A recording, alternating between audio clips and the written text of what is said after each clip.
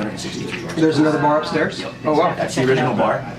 Used to be behind the bookshelf during the Revolutionary War. You used to have to knock on the bookshelf in order to get into the room. The room directly above us was the city courthouse from 1663 to 1673.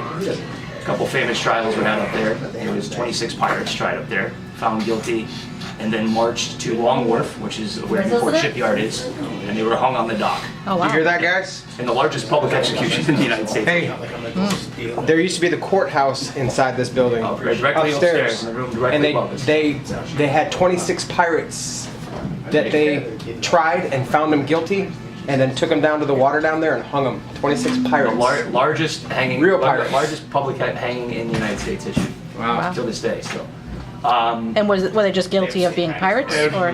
Being a privateers. But which is weird because honestly, we were owned by a pirate in the Revolutionary War. A gentleman's name, very famous one named William Mays Jr. He was, when his dad owned the tavern, William Mays Sr., until the British came here in the 1760s, attacked Newport, burned down half the city, and they took over the tavern. So his father didn't want to run the tavern under British rule, so he called up his son, who was a pirate in the Red Sea, and it said, "Why don't you come back here and be the owner of this pub?" Called him up in 17. Yeah, called him right up. Telegraph. Give it to, they're modern day texting. Yeah. Well, he was a Knights Templar. They had that back then. But yeah. So basically, the bookshelf was built because of the fact that the British soldiers would walk in here looking for the gentleman because they knew he owned the tavern, but the townsfolk wouldn't give him up because of the fact that he owned the only tavern in town. And they were like, all right, you can have our town, but you can't have our alcohol. You're not gonna have He's got all the alcohol. And nothing's changed. Yeah. 300 years, nothing's 300, changed. yeah. Twice they tried to do that. I think we would give up our town again because as long as you left us with the alcohol, we'd be fine with it. All the way down.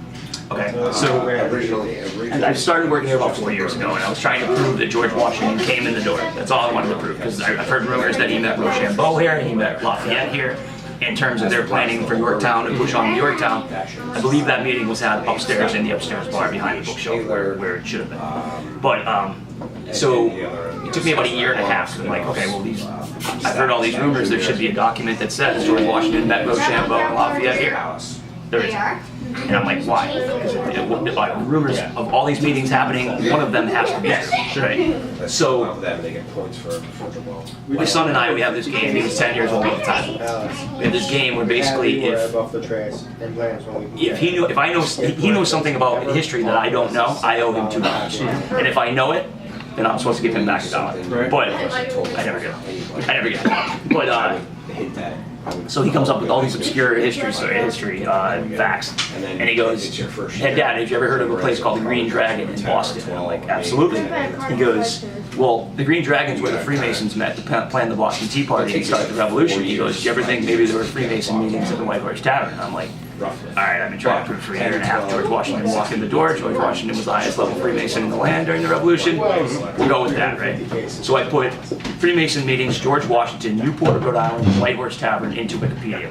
What comes out is a document that was printed in 1878 in Philadelphia that names the White Horse Tavern in Providence, Rhode Island, because in 1757, all of Rhode Island was called Providence. I was searching the wrong town.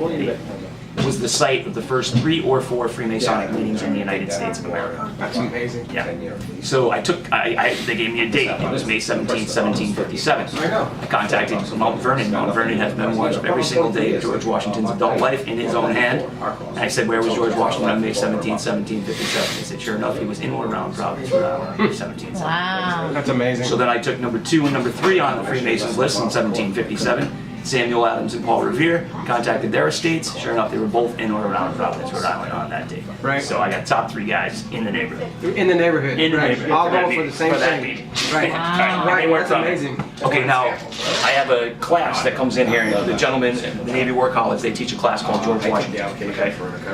George Washington. So they come in here, the guy teaches his whole last class in this room, and he came in here last week, right? Sits in the corner, and all 30 cadets, they do the last toast that George Washington did in Newport, in 1790, okay? And, Come and sit down and listen to this. Where'd Frank, where'd your husband go? Oh, he's giving you a history lesson? Yeah. This was George, 363 363 years old. 363 years old this building is. The top part of this building was used as a courthouse at one time. George Washington, Paul Revere,